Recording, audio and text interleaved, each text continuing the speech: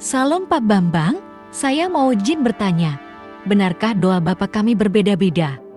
Mohon pencerahannya. Pada orang yang datang ke tempat saya, anaknya pendeta, mau meninggalkan Kristus, saya bilang, yang sebetulnya kamu itu belum waktunya untuk memutuskan. Ya kok bisa Pak? Bacaanmu kurang banyak. Ya kalau kamu tinggal, ternyata yang kamu tinggalkan itu salah.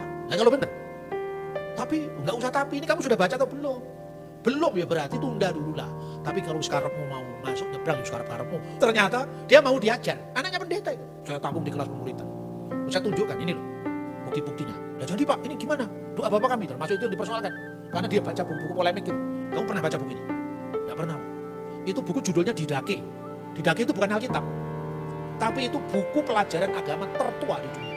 Ditulis tahun 90. Yohanes masih hidup di Efesus itu. Kalau dia salah kan Yohanes bisa negur.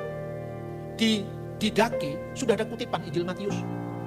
Berarti kalau kamu selama ini mendapat pengajaran di sekolah teologi, Matius baru ditulis akhir tahun 80-an, pasti kelirunya. Tahun 90 sudah dikutip kok Injil Matius.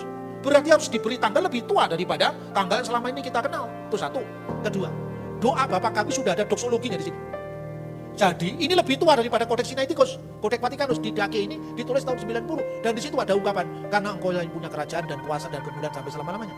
Lalu pertanyaannya, mana Pak ajaran Yesus yang asli? Sebab kalau ajaran Yesus yang asli di Injil Lukas pasal 11, nggak ada ini teks ini. Yang ada di Injil Markus, di Injil Matius. Jawabannya di luar teks.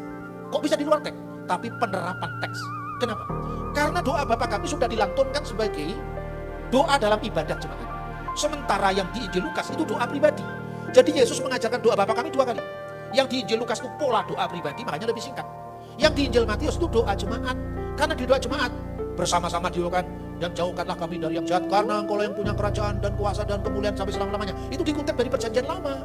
Jadi ini bagian dari teks yang paling kuno atau tidak, ini tidak relevan dengan konteks ini. Karena setiap orang Yahudi kalau berdoa selalu ada doksologi. Paham nggak? Jadi lebih daripada sekedar perdebatan teks, tapi lebih kompleks daripada itu. Terus Injil Markus pasal 16 ayat 9 sampai 20, ini bagian dari firman Tuhan atau tidak? Nah ini di Kodeks Vatikanus tidak ada. Ini hati-hati sekali saya mengatakan begini. Dan anaknya teman yang mau pindah itu, yang mau keluar dari gereja sekarang nggak jadi, sekarang jadi pendeta GSJA sekarang. Jadi murid saya, jadi sebelum selesai kelas pemuritan saya kirim ke Sati, seminari Alkitab itu, Trinitas. Dulu namanya itu, sekarang Sati, STT Sati. Kebetulan rektornya teman saya, Pak Gandut.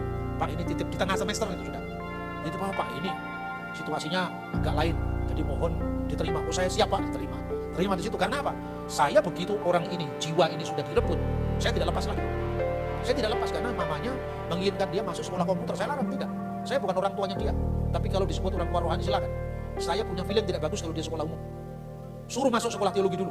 Habis itu dia nanti sekolah umum silakan. Supaya benih yang ditanamkan itu tidak direbut kembali oleh demit-demit tadi itu. Setan itu loh maksudnya saya. Ini perang rohani kalau seperti ini. Kita peka. Jangan hanya karena kita ini punya bacaan lebih banyak, intelektual lebih bagus, kita tidak peka rohani. Loh itu kita sama dengan mendustai Injil sendiri. Apa yang diajarkan Yesus? Kamu nanti akan mengusir setan atas namaku. Ya toh? Nah itu kan termasuk pelayanan profetik ini. Gak bisa segera dibatasi. Kalau sudah pintar berteologi kemudian tidak ada pengusiran setan. Ya setannya senang dong kalau dia diusir. Paham gak yang saya maksudkan? Oke Pak Bambang, penjelasan Anda sangat mencerahkan dan menguatkan iman kami. Terima kasih, Tuhan Yesus memberkati.